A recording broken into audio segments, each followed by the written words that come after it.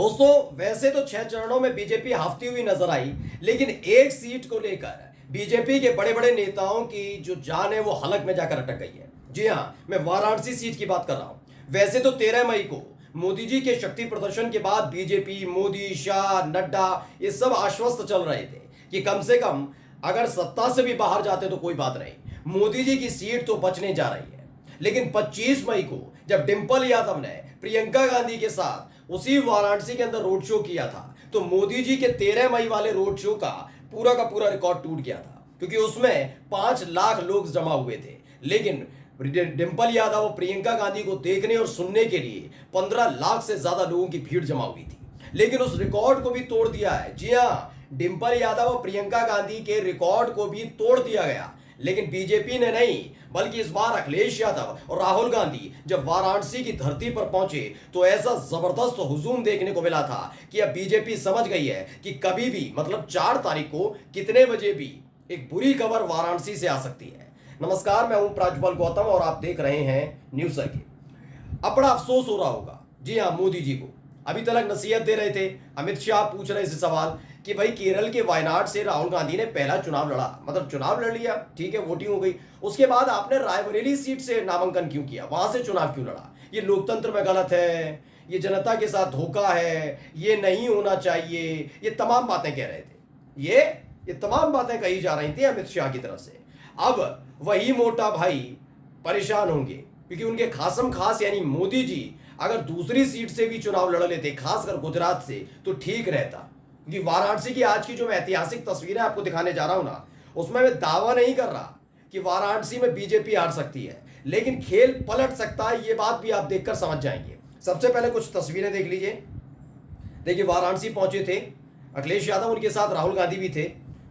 ये आप देख सकते हैं कि कांग्रेस का झंडा वाला पीछे तमाम वो अखिलेश यादव की तस्वीर है और अखिलेश यादव खड़े हुए हैं वहां पर।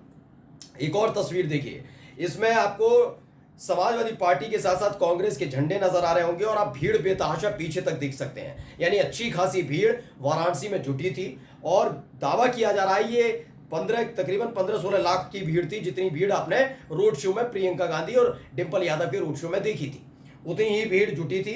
ये देखिए, इंडिया गठबंधन का ये मंच सजा हुआ था, इस पर आपको कांग्रेस के दिग्गज नेता भी नजर आ रहे होंगे और अखिलेश यादव जनता को संबोधित करते हुए नजर आ रहे हैं। इसमें आपको पीछे देखिए, बिल्कुल ठीक पीछे बैठे हुए सलमान खुर्शीद, उधर भूपेश बघेल बैठे हैं, अजय राय भी बैठे हैं और राहुल गांधी बैठे नजर आ रहे हैं और अखिलेश यादव संबोधित कर रहे हैं। ये अब आगे की तस्वीर देखिएगा, ये सबसे महत्वपूर्ण तस्वीर और कुछ ही मीडिया पर्सन्स हैं। ये सबसे महत्वपूर्ण है कि अखिलेश यादव और राहुल गांधी को ज्यादा फुटेज ना मिल पाए, जनता तक ये बात ना जाए कि जब 13 मई को मोदी जी ने सारी ताकत लगाकर आगे जाकर बताऊंगा क्या क्या ताकत लगाई, सारी ताकत लगाकर जब 5 लाख की भीड़ जुटाई थी, तब भी इतनी भीड़ नहीं जुट पाई। सारी ताकत लगाने के बाद मतलब 5 लाख ही जुट पाए, जबकि जब डिंपल यादव और प्रियंका गांधी आती है वहां 15 लाख से ज्यादा भीड़ जुट जाती है। जब अखिलेश यादव राहुल गांधी आते हैं इतनी भीड़ जुट जाती है, तो ये भीड़ जनता तक ना पहुंचे, खासकर वाराणसी की जनता तक ना पहुंचे। इसलिए मीडिया पर्सन देखिए कितने हैं सामने, देखिए बिल्कुल नदारत से नजर आते हैं। इसे खुद समाजवादी पार्टी की तरफ से ट्वीट किया गया और लिखा, माननीय राष्ट्रीय अध्यक्ष श्री अखिलेश यादव ने वाराणसी लोकसभा में इंडिया गठबंधन के प्रत्याशी श्री अजय राय के समर्थन में आयोजित संयुक्त जनसभा में जनता से वोट की अपील की। काशी वासियों का संदेश, बदलेगा सत्ता का परिवेश। अब देखिए, एक और कई महत्वपूर्ण दिलचस्प तस्वीरें मैं आपको पहले दिखा देना चाह रहा हूं, तस्वीरें देखते चलिए।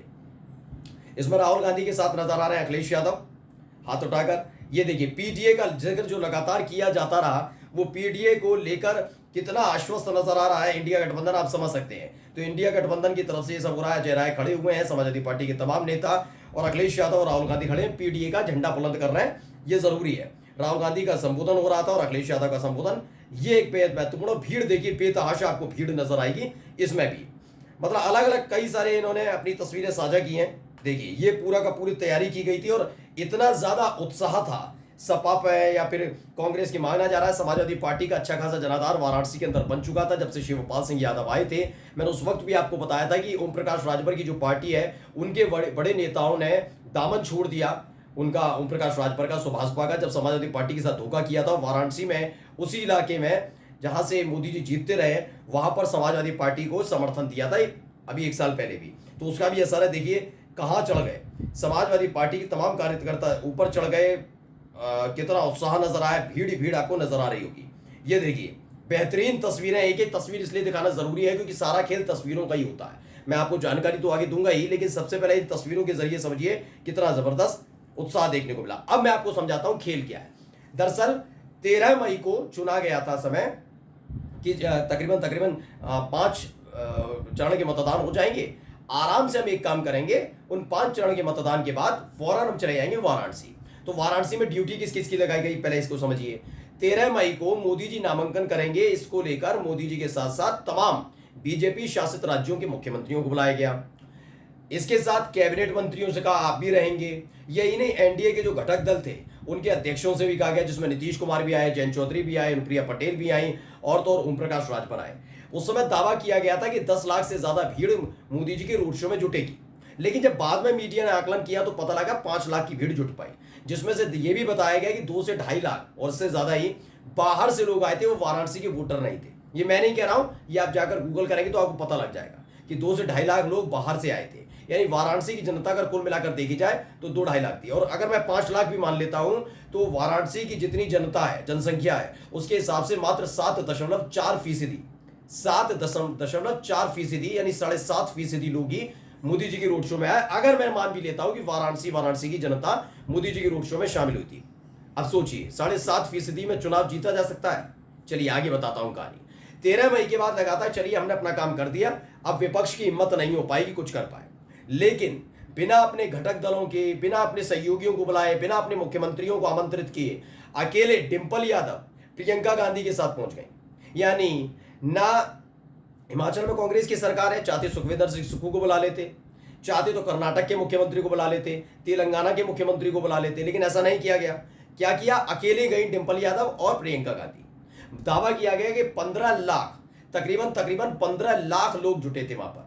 यानी इसे समझ लीजिए तकरीबन 21.5% लोगों की भीड़ प्रियंका गांधी और डिंपल यादव के उस रोड शो में और उस जनसभा में नजर आई, जिसने होश उड़ाकर रख दिए थे। अब आप देखिए जहां 7.5% जनसंख्या आती है मोदी जी के रोड शो में, वहां बढ़कर हो जाती है 21.5%। अब ये वोटों में तब्दील हो गई तो जीत किसकी होगी।